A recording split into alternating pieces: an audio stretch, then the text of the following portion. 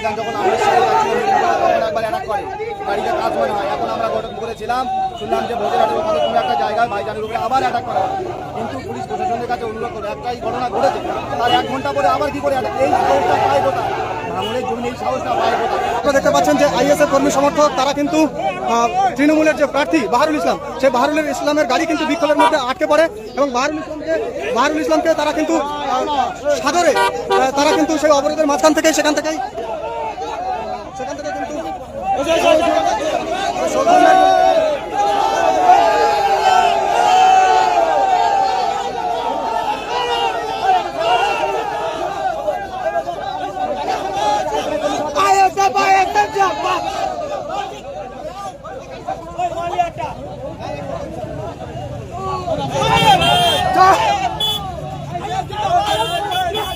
ইতিমধ্যে বাহারুল ইসলাম তৃণমূলের ক্যানিং পূর্বের প্রার্থী, এই ক্যানিং পূর্বের প্রার্থী ইতিমধ্যে তিনি কিন্তু এই অবরোধের মাঝখানে পড়ে যায় এবং আইএসএফ কর্মী সমর্থক তারা কিন্তু তার দলীয় নেতৃত্বরা তাকে সেখান থেকে বার করে দেয়, যাতে কোনো রকম বিক্ষিপ্ত পরিস্থিতি বা কোনো রকম অপ্রীতিকর ঘটনা না ঘটে, তার জন্য কিন্তু সেখান থেকে বার করে দেয়।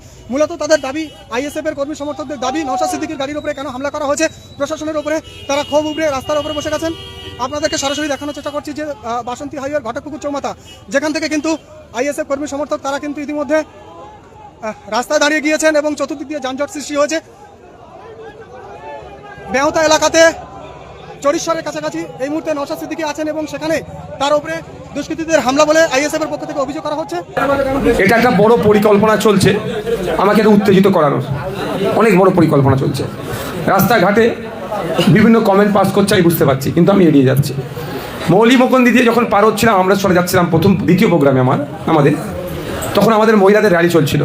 সেখানেও খারাপ ভাষা ব্যবহার করা, মহিলাদের উদ্দেশ্যে কটূক্তি। শুধু তাই না, আমাকে তো যা দিচ্ছে ওটা আমি ভাবিনি। তারপরে একটা হিংসার পরিবেশ তৈরি করতে চেয়েছিল রাহুল, আর ওখানে আসাদুল সম্ভবত ওরা ছিল, ওরা গার্ড করে ওরা কি করলো, পার করে দিল। প্রশাসনের উপর রাগের জন্যই হলো, দূরে দাঁড়িয়ে দাঁড়িয়ে সবাই দেখছিল। যেখানে এই ধরনের হচ্ছে প্রশাসনের কাজ কি সেগুলোকে ব্যারিকেড করে দেওয়া, সেই জন্য প্রশাসনের উপর আমি তারা করলাম। আস্তে আস্তে আস্তে ভাই, আমার 2 মিনিট আমি বলবো, এত রাতে এত কথা বলা উচিত না, বুঝতে পেরেছো? প্রশাসনকে একটু তাড়াতাড়ি দিলাম, বাগবিতণ্ডায় জড়ালাম। তারপরে কিন্তু প্রশাসনের পক্ষ থেকে যথেষ্ট ফোর্স দিয়েছিল। যখন ফিরে এসেছে কোনো অসুবিধা, এটা প্রথমেই দেওয়া দরকার ছিল। ওখানে উত্তেজিত করানোর চেষ্টা করেছিল, হিংসায় জড়ানিয়ে দেওয়ার চেষ্টা করেছিল, আমাকে পারেনি। চরিশ্বরে যখন আমি প্রোগ্রামে যাই, আমি যাওয়ার বেশ কিছুক্ষণ ধরে ওখানে লাইট বন্ধ করে রাখে। যদি আমাদের জেনারেটর ছিল ওটা ব্যাপার নয়, কিন্তু আটকে রাখে। আমি যাওয়ার কিছু পূর্বে তাদেরকে চালু করে দেয়, ঠিক আছে। বক্তব্য চলছিল, শেষ করার মুহূর্তে আমার কাছে খবর আসে ওই স্কুল মাঠে আমাদের একটা গাড়ি ছিল, যে 3টে গাড়ি যায়, একটা গাড়ির পিছনে ইট মেরে কাজ ভেঙে দিয়েছে। প্রশাসনকে আমি ডাকলাম, কিন্তু তারা কিন্তু জানা দরকার ওই স্কুল মাঠে 2টো লাইট আছে, মাঠের ভিতরে একটা, মাঠের গায়ে একটা, হাই মাস্ট লাইট বা মিনি মাস্ট। তো ওই 2টো লাইট বন্ধ করে হামলা চালিয়েছে। আমি প্রশাসনের কাছে খবর দিই যে এই ব্যাপার, ইতিমধ্যে আপনারা ঘরের বিছানা ছেড়ে ছুটে এসেছেন রাস্তাতে। আপনাদেরকে ধন্যবাদ জানাই, আপনাদের মতো ভাঙড়ের অগণিত মানুষকে আমি ধন্যবাদ জানাই। তারা নতুন করে আবার প্রমাণ করে দিচ্ছে এই মাটিতে নওশাদ সিদ্দিকীকে ডিস্টার্ব করলে সে তার ঠাঁই হবে। ধন্যবাদ জানাই। আপনারা ইতিমধ্যে আপনারা অবরোধ শুরু করেছেন। প্রশাসন আমার কাছে একটা ভিডিও নিয়ে আসলো, প্রথম বললো আমাকে যে এটা করেছে তাকে গ্রেফতার করা হয়েছে। আমি বললাম সাহেব এটা বুঝবো কী করে? বলুন আমাদের কাছে ভিডিও একটা আছে, কিন্তু কাউকে সেভাবে দেখানো, অন্য কাউকে দেখানো যাবে না। ঠিক আছে, সিস্টেমের মধ্যে থাকাই দরকার, সিস্টেমের বাইরে যাওয়া উচিত নয়। আমি দেখলাম, দেখে তখন আমি দেখে কী করবো? আপনি একটু ওয়েট করুন, আপনাদের ঘটনাটা জানতে হবে অ্যাকচুয়ালটা কী। আমি দেখুন, আমি দেখে চিনতে পারবো না? আমার যে ড্রাইভার ছিল যখনই মেরেছে না হিট, ওর সঙ্গে সঙ্গে গাড়ি থেকে নেমে পড়ে দেখেছে আমাকে, এসে বললো ভাইজান একটা লুঙ্গি পরে আর হাপাতে একটা সাদা শার্ট পরেছিল, ছুটেছে সে। তো ভিডিওটাও কে বলুন দেখুন, দেখতে পাচ্ছি এটা, বা দেখতে এটা চিনতে পারিস নাকি? ও ভিডিও দেখে বললো হ্যাঁ এই ছেলেটাই। তাহলে প্রশাসন তৎক্ষণিক কাজ করে তাকে গ্রেফতার করেছে, এটা প্রশাসনকে ধন্যবাদ জানিয়েছি, ধন্যবাদ যোগ্য কাজ করেছে। এবার কাজ কি, ওকে কে পাঠিয়েছে, কেন এসেছিল, কি উদ্দেশ্য ছিল, আমার গাড়িতে হামলা চালানোর উদ্দেশ্য না আমার মাথা ফাটানোর উদ্দেশ্য কী ছিল, না আমার প্রাণী মারার উদ্দেশ্য, সবটাই কে দেখবে? আমি না, প্রশাসন দেখবে, ওটা প্রশাসনের হাতে। তারপরে প্রশাসন আমাকে বললেন, প্রশাসনের কর্তা, যে বেশ জায়গায় বিভিন্ন জায়গায় হচ্ছে অবরোধ হচ্ছে, আপনি এটা তুলে দিতে বলবেন।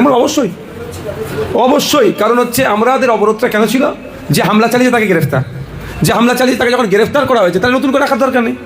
আর আমি মিথ্যা কথা বলে এড়িয়ে যেতে পারতাম, কিন্তু আমি ভাই জানেন তো ওই রাজনীতি করি না, আমি মিথ্যার আশ্রয় নিয়ে রাজনীতি করি না। যে এই ছেলেটা নয়, আপনি মিথ্যা করে ছেলেকে সাজিয়ে দিয়েছে, ওই জন্য আমি ভাই বলিনি যে এটা আমি বলতে পারবো না।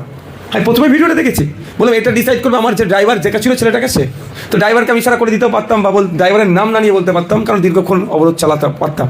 কিন্তু আমি ওই নোংরা রাজনীতি অন্যদের অনেকেই করে, তার মতো আমি করতে পারি না আর পারবো না। তো প্রশাসন বলার পরে আমি আপনাদেরকে বললাম, আমি বিভিন্ন আমাদের চ্যানেলের মাধ্যমে নেতৃত্বদেরকে বললাম আপনারা অবরোধ তুলে নিয়েছেন। এই হচ্ছে কাহিনী। এখন বিষয়টা হচ্ছে যেটা দাঁড়াচ্ছে, সরকার সাহেব বুঝতে পেরে গিয়েছে। প্রথমে বলছিল 1 লাখ ভোটে জিতবে, তারপরে বললেন 50,000 ভোটে জিতবেন, তারপরে 20,000, তারপরে এখন কি বলছে, একটা ভোট হলো জিতবে। আস্তে আস্তে আস্তে, ঠিক আছে। তো এখন আমি যতটুকু খবর পাচ্ছি, উনি হিসাব করছে আমি কত হাজার ভোটে হারবো, অর্থাৎ সেই জন্য ওনারা সেইভাবে শারীরিক ওনার মধ্যে সুস্থতা লক্ষণ আমরা দেখতে পাচ্ছি না। উনি যে কোনো ধরনের অঘটন ঘটিয়ে দিতে পারে, তাই আমাদেরও সতর্ক থাকতে হবে, আইসিএফের নেতৃত্বদেরকে সতর্ক থাকতে হবে, ভাগবতের সাধারণ মানুষকে সতর্ক থাকতে হবে। হয়েছিল তাহলে পশ্চিমবঙ্গে 2002 সালে এসআইআর হয়েছিল, সেদিন একটাও মানুষকে বুঝতে দেওয়া হয়নি যে এসআইআর কি জিনিস। আর আজকের পশ্চিমবঙ্গে দাঁড়িয়ে আমার দিদিমণি আর দাদা ভাই বুঝিয়ে দিচ্ছেন এসআইআর কি জিনিস। মিনাখার 32,000 মানুষকে এরা বিচারাধীন করে রেখেছে,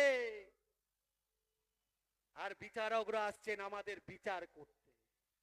সব কয়লা চোর, গরু চোর, খাদ্য চোর, সব চোরে দিয়ে ছেড়ে দিয়ে যারা 2 পুরুষ 3 পুরুষ 4 পুরুষ ধরে বাপ কাকারা, আমাদের বাপ কাকারা এই ভিটেই জন্ম নিয়েছিল, এই ভিটেতে তাদের দেওয়া হয়েছে, কবরস্থ হয়েছে, তাদেরকে আজকে তাদের পরিবারকে আজকের বিপদে ফেলা হচ্ছে।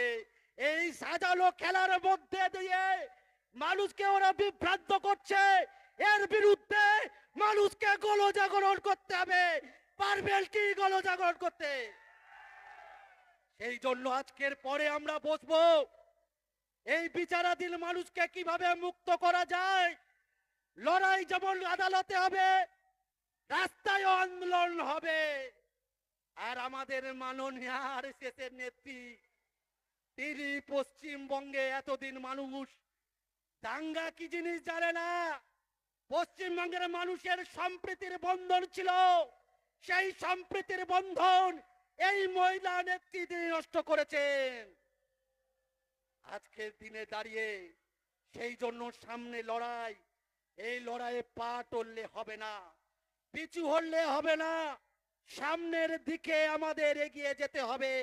সেই এগিয়ে যেতে হবে নিশ্চিতভাবে আমাদের প্রিয় প্রার্থী, আমাদের সকলের জনপ্রিয় ন্যাশনাল লেভেলের রেফারি, সকলের প্রিয় আমাদের প্রতীক মণ্ডলকে কোথায় ভোট দিতে হবে ভাই?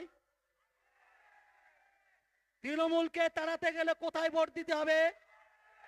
বিজেপিকে তাড়াতে গেলে কোথায় ভোট দিতে হবে? দুর্নীতিমুক্ত বাংলা গড়তে কোথায় ভোট দিতে হবে?